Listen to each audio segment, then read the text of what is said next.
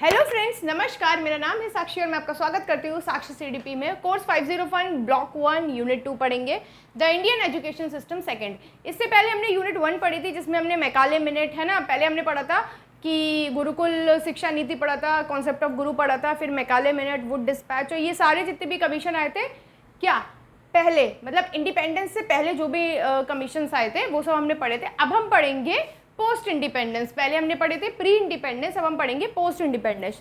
देखिए post independence में आज हम क्या पढ़ने वाले हैं, आज हम पढ़ेंगे राधाकृष्णन कमीशन जो कि 1948 से 1949 में, ठीक है। मुदालियर कमीशन जिसे हम मुदालियर आयोग भी कहते हैं 1952 में।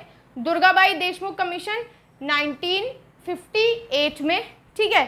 कोठारी कमीशन जिसको 1964 से 1966, और लास्ट है हमारा यशपाल कमेटी 1992 में। तो इसको पढ़ेंगे प्लस नेशनल एजुकेशन पॉलिसी पढ़ेंगे, ठीक है। तो फटाफट से स्टार्ट करते हैं।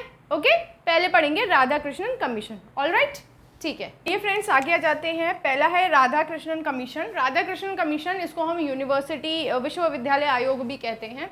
1948 से 1949 चेयरपर्सन थे डॉक्टर एस राधाकृष्णन, वही डॉक्टर सर्वपल्ली राधाकृष्णन, वो उसके चेयरपर्सन थे। उन्होंने क्या किया, उन्होंने चेंजेस किए यूनिवर्सिटी की एजुकेशन में। जो हम विश्वविद्यालय में जो एजुकेशन मिलती है और जो रिसर्च होती है उसमें चेंजेस किए। अच्छा, यूजीसी है ना, यूनिवर्सिटी ग्रांट कमीशन, इसकी स्थापना भी इन्हीं के टाइम पे हुई थी, ठीक है। जो आपने देखा होगा यूजीसी से अभी देखो जैसे नेट क्वालिफाई होता है ना, सारे जो यूनिवर्सिटी होती है वो यूजीसी से अफिलेटेड होती हैं, ठीक है। स्कॉलरशिप मिलती है आपको अपनी पीएचडी वगैरह कंप्लीट करने पे, स्टाइपेंड वगैरह मिलता है। तो ये सब इन्हीं के टाइम पे स्थापना हुई थी।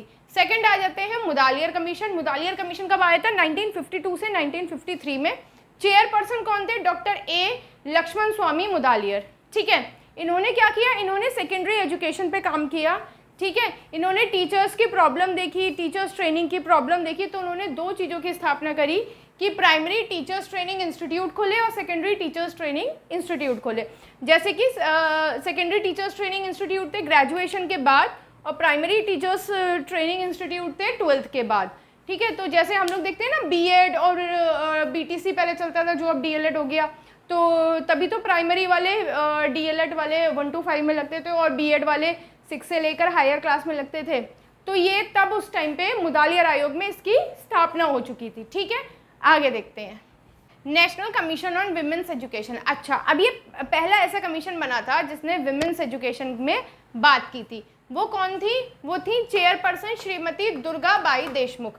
तो उन्होंने क्या किया था 1958 में विमेंस में जो लड़कियों की क्या हो रहा था, देखिए ड्रॉप आउट रेशियो ज़्यादा हो रहा था जिसमें भी लड़कियों की संख्या ज़्यादा थी, ठीक है। मैंने आपको बताया था ड्रॉप आउट क्या होता है कि किसी कारणवश आप अपनी पढ़ाई बीच में ही छोड़ देते हो, तो that is known as drop out. तो उसमें ना देखा गया था कि ड्रॉप आउट रेशियो इतना ज़्यादा है और उसमें भी लड़कियां क्यों नहीं पढ़ रही हैं भाई।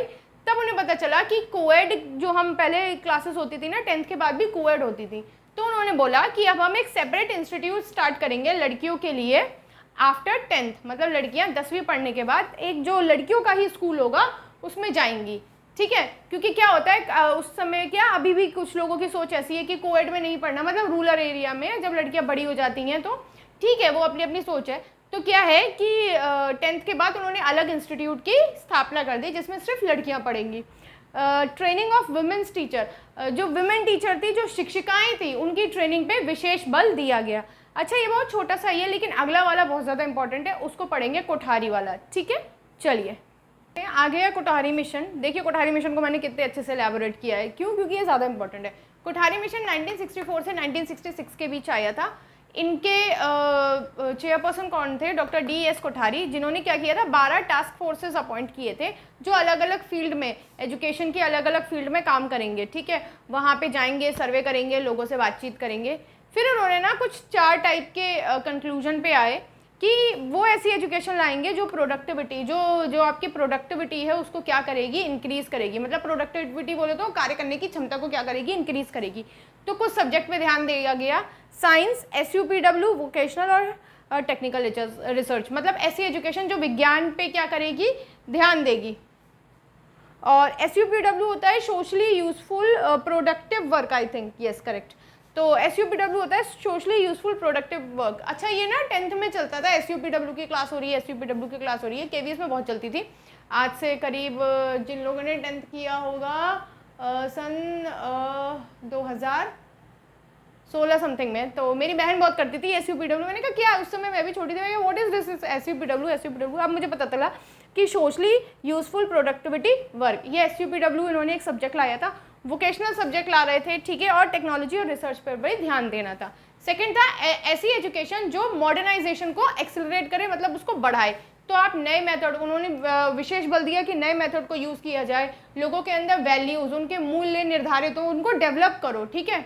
फिर वोकेशनल स्टडीज़ पे फोकस किया, यूनिवर्सिटी इस्टेब्लिश की, ठीक है। फिर education for promotion of social and national value, आप सामाजिक और राष्ट्रीय भावना कैसे उत्पन्न करोगे, तो इसलिए उन्होंने कॉमन स्कूल सिस्टम स्टार्ट किया।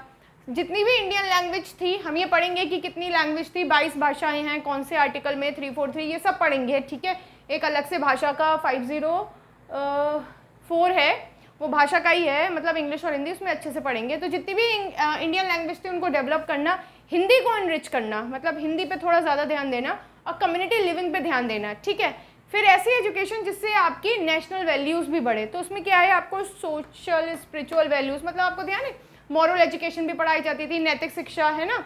और साइलेंट मेडिटेशन, मतलब मेडिटेशन कराना है, जैसे ध्यान, साइलेंटली ध्यान देना है, ठीक है, ताकि आप फोकस अच्छे से कर पाओ।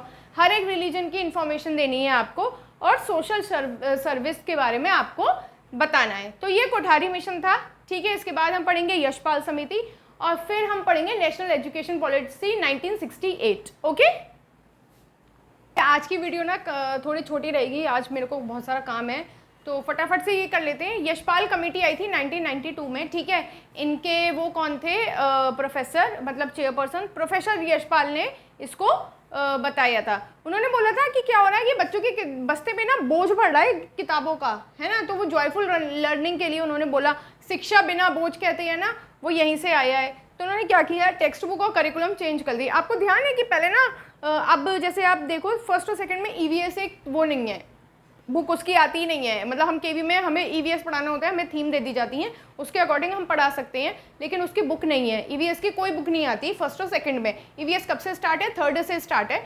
तो फर्स्ट और सेकंड में हम उसे भाषा, मतलब हिंदी, इंग्लिश और मैथ, और जो इन्वायरमेंट है, जो आसपास की चीज़ें, उनसे रिलेट करके उसे पढ़ाते हैं बच्चों को। तो क्या किया उन्होंने, करिकुलम को कंसाइज कर दिया, करिकुलम चेंज कर दिया। जैसे SST था, हिस्ट्री था, तो ये क्या है, 6 तक उन्होंने SST रखा, ठीक है। और आपने देखा होगा KVs में, मतलब 6 तक SST एक सब्जेक्ट होता है। SST के अंदर ही हिस्ट्री, ज्योग्राफी और पॉलिटिकल साइंस आते हैं, ठीक है। और कनेक्टेड नॉलेज बनाई, मतलब उन्होंने कहा ज्ञान ऐसे मत दो कि आप बोल रहे हो बच्चे, ज्ञान को ना जोड़ते हुए पढ़ना हो। किससे जोड़ोगे, इन्वायरमेंट से। आप बच्चों को आसपास दिखाओ, उससे रिलेटेड जितनी भी चीज़ें हैं आप उसे समझाओ, ठीक है। अब आते हैं national education policy of education 1986। अच्छा, इन्होंने ना रिकमेंडेशन किया था कि हमें एक नेशनल पॉलिसी ऑफ एजुकेशन बनानी चाहिए। तो ये पहला नेशनल एजुकेशन पॉलिसी बना था ऑन द रिकमेंडेशन ऑफ 1664, मतलब यशपाल कमेटी की रिकमेंडेशन पे पहला जो नेशनल एजुकेशन पॉलिसी बना था वो 1968 का ही बना था। फ्री और कंपलसरी एजुकेशन करी थी। उन्होंने देखा था कि टीचर्स का स्टेटस क्या है, और टीचर्स की एजुकेशन, और टीचर्स को हमें इनरोल करना है, रिक्रूट करना है। 3 लैंग्वेज फार्मूला बहुत इंपॉर्टेंट है कि कौन से में आया था, नेशनल एजुकेशन पॉलिसी 1968 में। 3 भाषीय फार्मूला, मतलब आपको 3 भाषा में बच्चों को शिक्षा देनी है। पहले मदर टंग यानी मातृय भाषा, दूसरी आपकी सेकेंडरी लैंग्वेज, है ना, जैसे कि अगर आप हिंदी पढ़ा रहे हो तो हिंदी आपकी मातृभाषा हो गई, सेकेंडरी लैंग्वेज आपकी इंग्लिश हो गई, और टर्शरी लैंग्वेज आपकी हो गई जैसे स्पेनिश या जर्मन, जो भी कुछ आपको सिखाना है, ठीक है। ज़रूरी नहीं है कि हिंदी आप, जैसे आप साउथ के लोग हैं, अब साउथ के लोग थोड़ी मातृभाषा उनकी हिंदी है ना, मातृभाषा उनकी हिंदी थोड़ी है, और रीजनल लैंग्वेज उनकी हिंदी थोड़ी है, वो मलयालम, कन्नड़ ये सब पढ़ते हैं, तो उनकी मातृभाषा ऊपर चेंज हो जाएगी, ठीक है। उन्होंने बोला कि हम लिटरेसी बढ़ाएंगे और साक्षरता को बढ़ाएंगे। गेम्स और स्पोर्ट्स को भी उन्होंने क्या किया, स्थान दिया। पार्ट टाइम एजुकेशन भी स्टार्ट हो गई, मतलब क्या है कि जो लोग रेगुलर नहीं कर पाते हैं, कॉरेस्पॉन्डेंस कोर्स करना चाहते हैं, तो उनके लिए भी एजुकेशन स्टार्ट हो गई। चलिए आज से इतना ही रखते हैं, कल नेशनल एजुकेशन पॉलिसी 1986 पढ़ेंगे, और राइट टू एजुकेशन और जितनी भी रह गई हैं वो पढ़ेंगे, ठीक है। तब तक के लिए अपना ख्याल रखना, चैनल को लाइक, शेयर, सब्सक्राइब और सपोर्ट करते रहना। फिर कल मिलते हैं, तब तक के लिए नमस्कार।